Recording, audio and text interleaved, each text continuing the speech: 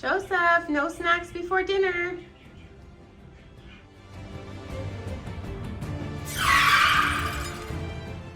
Don't worry, Joseph, I forgive you, but we still need money to buy another plate. Oh no, I need an indulgence.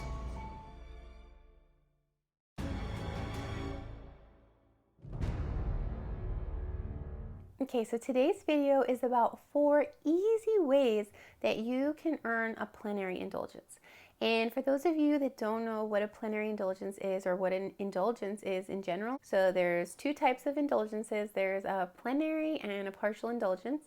And a plenary indulgence wipes out all temporal punishment, or like time that you would have had to spend in purgatory is just completely wiped out away. And like if you do a plenary indulgence for a holy soul in purgatory, they get to go straight to heaven. And if you do it for yourself, well, you've wiped the slate clean, and you would not have to spend time in purgatory. So that is amazing. When I first learned about this, I think it was like through Divine Mercy, I learned about plenary indulgences, and this is just incredible. And I think just not enough people know about them or don't realize like what an amazing opportunity it is. And when I found out that there is a way that you can be earning these plenary indulgences every day, I was just so thankful to God and amazed, and so I just wanted to share this information. There's several criteria or requirements to earn a plenary indulgence, but first I'm just going to list out the 4 different ways that you can earn a plenary indulgence, and then at the end of this video I'll explain what are the additional requirements to that. So stick around, watch until the end, and I'm going to mention those later. So starting with number 1 is if you read from the Bible for 30 minutes, so reading sacred scripture for 30 minutes, then that is an act that can earn you a plenary indulgence. So I think that is so amazing, because then you're doing your spiritual reading, and at the same time you can either be helping a holy soul in purgatory or earning that indulgence for yourself. So the second way is if you spend 30 minutes at adoration. So like I used to go to a holy hour every week, and all that time I could have been earning plenary indulgences potentially, but I didn't know about this. So if you're going to adoration, make sure to have that intention. And a third way that's actually great for families, if you pray the Holy Rosary as a family, that is another way to earn a plenary indulgence. Or alternatively, you could pray the Rosary at a church. So it doesn't have to be as a family.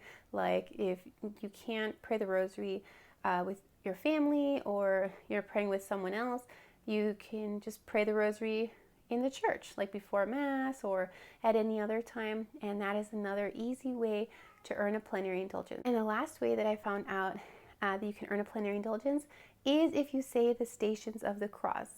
So that's a devotion that you typically, like every Friday, people do it, especially during Lent. But it's a great devotion to do anytime. And so that is the 4th way that you could be potentially earning a plenary indulgence.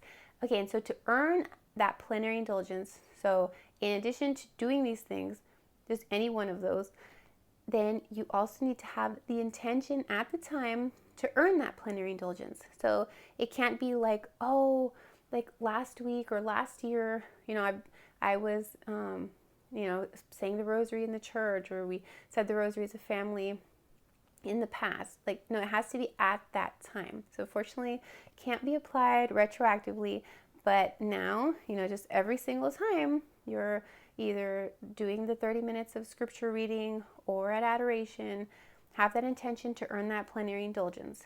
And the other 2 requirements are that you need to go to confession and Holy Communion. And a confession, that can count for multiple plenary indulgences. So even if you're earning like a plenary indulgence every single day of the week, then you just need confession once. So you could be going like every other week. Whereas for each Holy Communion is good for 1 plenary indulgence. So in order to be earning plenary indulgences every day, then you have to be then receiving Holy Communion for every single time that you're earning that plenary indulgence. So a good way would be like if you're going to daily mass and then going to confession every other week, and then also like saying the rosary in the church before mass, or saying the rosary as a family, or reading sacred scripture at home or at the church. So those are just some ideas. Or you could do the Stations of the Cross at the church, things like that. So I just wanted to share this information, and I won't go much more into detail. There's a lot of really good talks on sensus fidelium, on earning indulgences, and like explaining it in greater detail. But again, the basic requirements are that you have the intention, you need to go to confession, you need to go to Holy Communion, and you also have to pray for the intentions of the Pope with an Our Father and a Hail Mary. Last but not least, you do need to be detached from all venial sin, and I'd say that is the hardest one to meet. But we do our best, and we have the intention to grow in virtue and holiness, and to detach ourselves from sin. So completing these acts to earn indulgences is exactly what's going to help us get there. So I would just say do your best, and also throughout the day, don't discard the chance for partial indulgences. So saying like aspirations, I've mentioned that in other videos, those short little prayers of saying like, Jesus, meek and humble of heart, make my heart like yours, or Jesus, Mary and Joseph, I love you, save souls. There's so many ways to earn partial indulgences. If you do a quick search, I'm sure you'll find so many.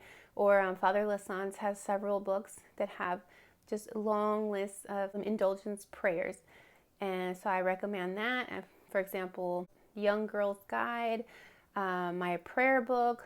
Just look up Father Lassance, and that's one way. Or you can just like Google it, and there's, I'm sure, lists out there listing all these partial indulgences, and then just keep adding up, and you can offer them up for holy souls in purgatory. And there are so many holy souls that don't have anyone to pray for them.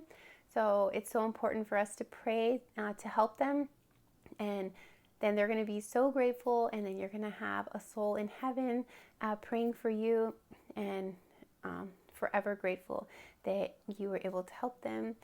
And plus, I just imagine like if being a holy soul in purgatory, how amazing it would be, just souls on earth remembering us, thinking of us, and praying for us that we can go to heaven as soon as possible.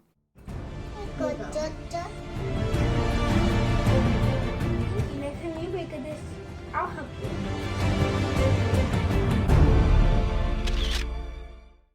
So I hope you found this list helpful, and I will talk to you again soon. God bless you.